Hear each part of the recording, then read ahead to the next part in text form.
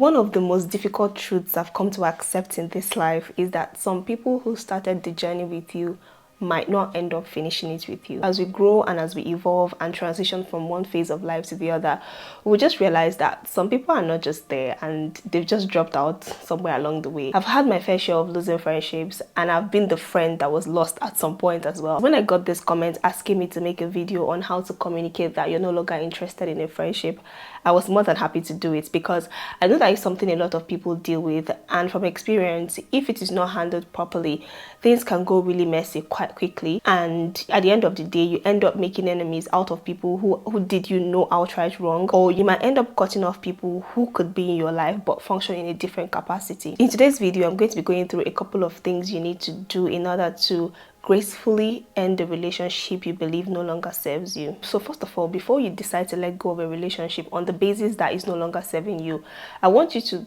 reflect.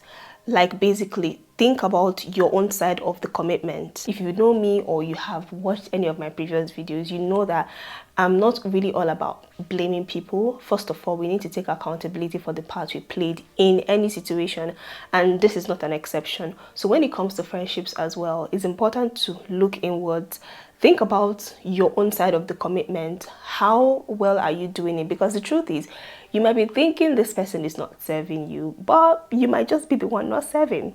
It might just be you. You might really be the problem. And really, this is not saying you need to take accountability for something you didn't do wrong. If you also know me, you know that I'm not about taking the blame for when it is not your responsibility, but really genuinely look inwards and see if you've been keeping your own part of the bargain.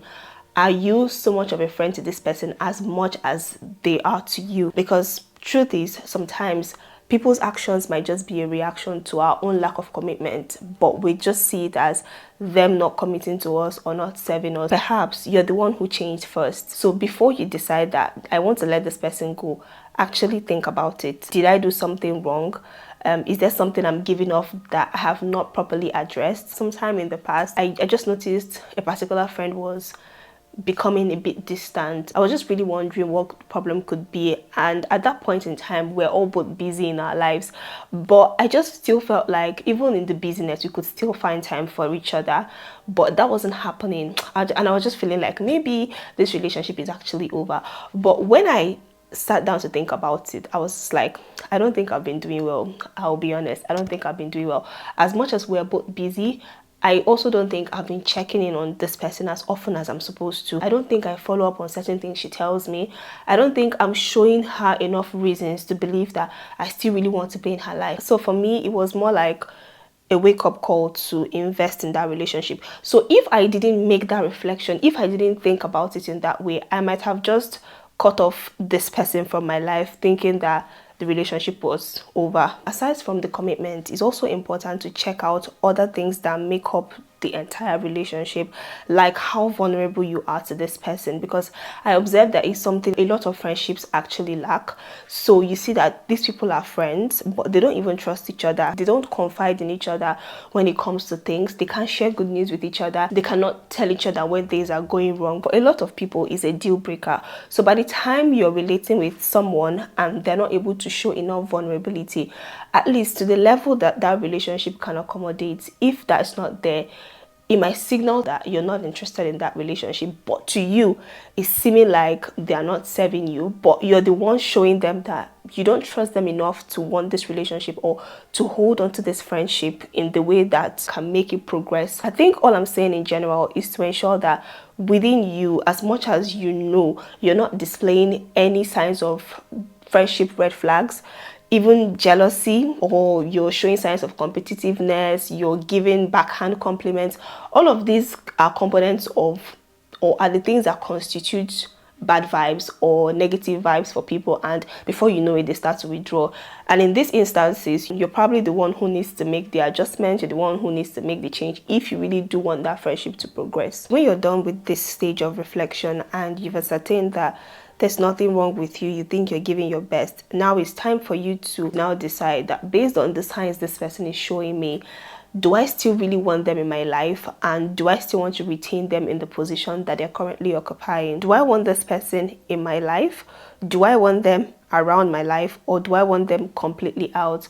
So this will be dependent on what you perceive to be the deal breaker, really, because what might be a deal breaker for you might not be for me. Someone might not be committed to you, for instance, in the way that they call you, or maybe how frequently you want them to check in on you.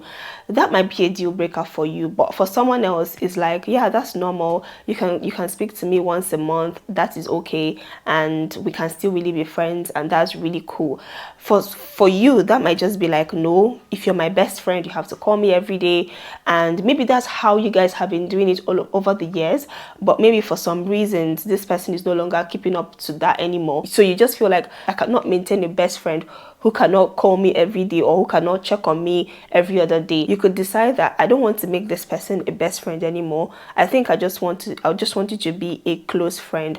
Or if the person is already a close friend, you could decide, I don't think I want you as a close friend anymore. I just want you to be someone I know, but I still wish well, I still relate with really well. So your decision to either keep this person within, around, or out will also be dependent on how close you guys were before things started falling out.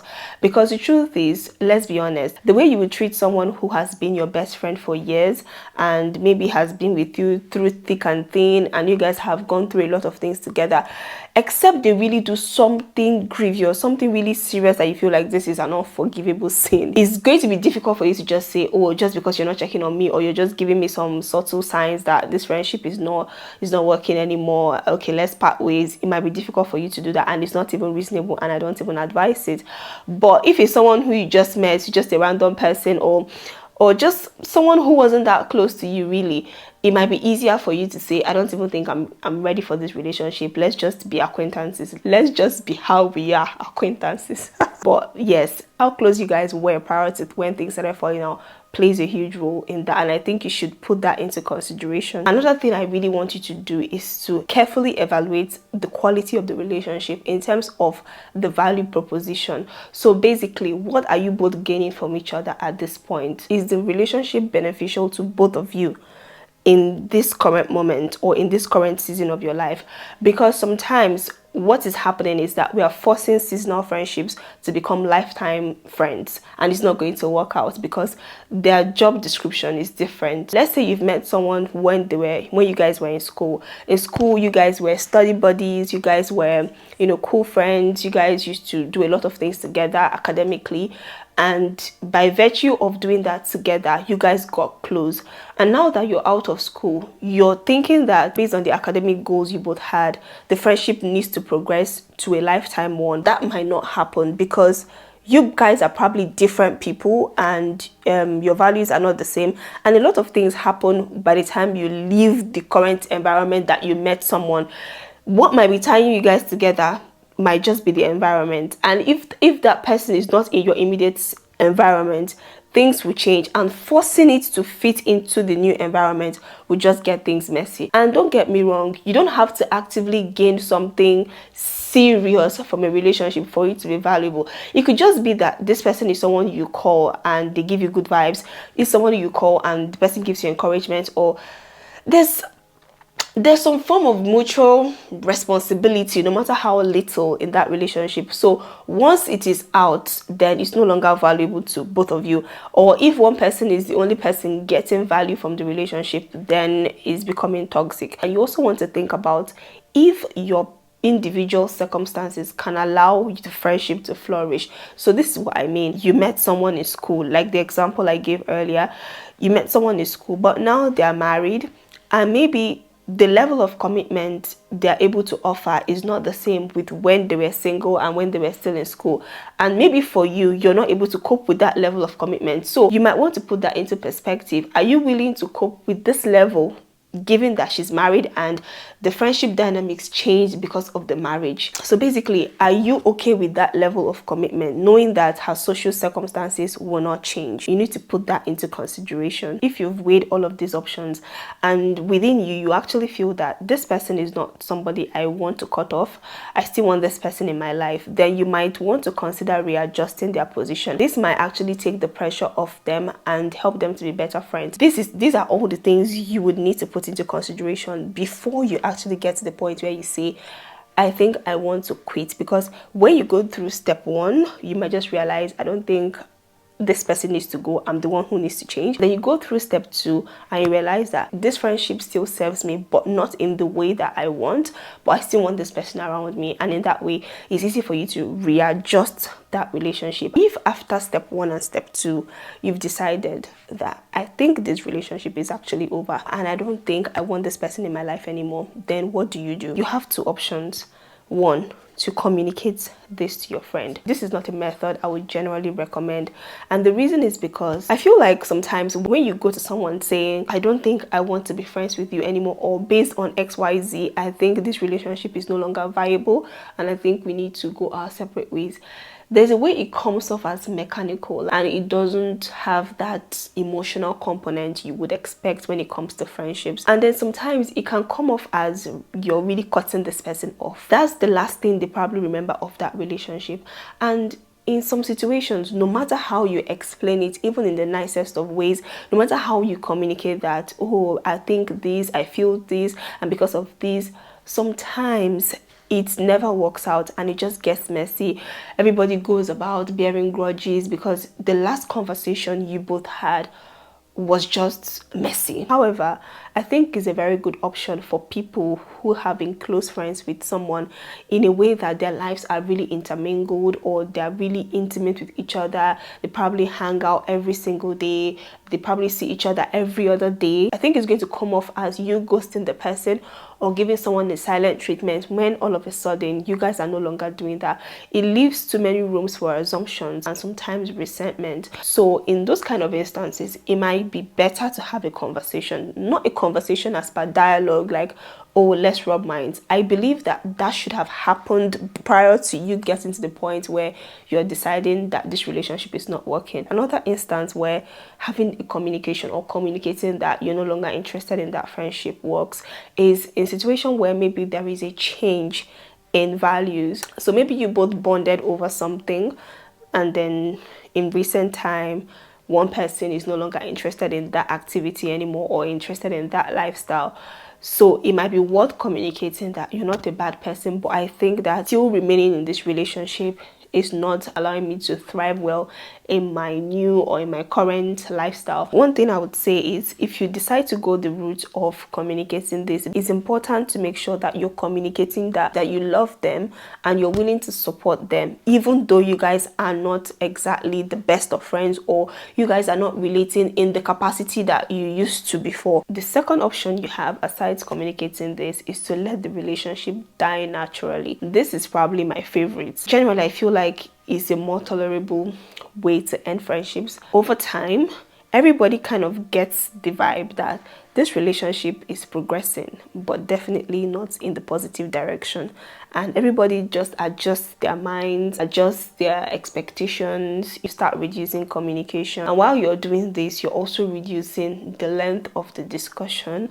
You're also reducing the intensity, the amount of information you're sharing. And this method also works really well when you want to reposition your friends. In all of this, whether you've chosen to communicate this or you've chosen to let it die naturally, it's important to keep in mind that this is not the time to gossip, passing aggressions, just making side comments that are really not appropriate. It's not supposed to be a thing of one friendship breaks and then you just believe that I will never make friends ever again in my life, I will never be a good friend ever again in my life, or you now feel like, oh, I'm not open to making friends because eventually they're going to leave or we're going to break up. You now start saying things like, I don't believe in friendships.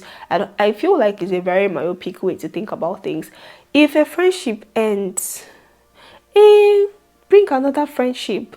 That, I mean, I know that it's not as easy as I'm saying it, but if you're the one who was broken up with, what really happened, make adjustments and let those new friendships thrive. So I think the basic thing is, even if it is ending, just learn from it, to make adjustments, grow, improve yourself, learn how to be intentional in friendships, learn how to understand people. And then if you're on the other side of the table where maybe you're the one who let go of a friend, still open up your mind that there will still be other friends who are willing to love you in the way that you want. So let me know in the comment section, which method have you tried to communicate or to let the relationship die slowly, and which one did you find most effective? So that's it guys for this video. If you did enjoy this video, I'm so sure you enjoyed this one where I spoke about how to end a situationship. Do check it out and join me on this channel. Let's grow into a better version of ourselves, one video at a time. See you in my next video. Bye.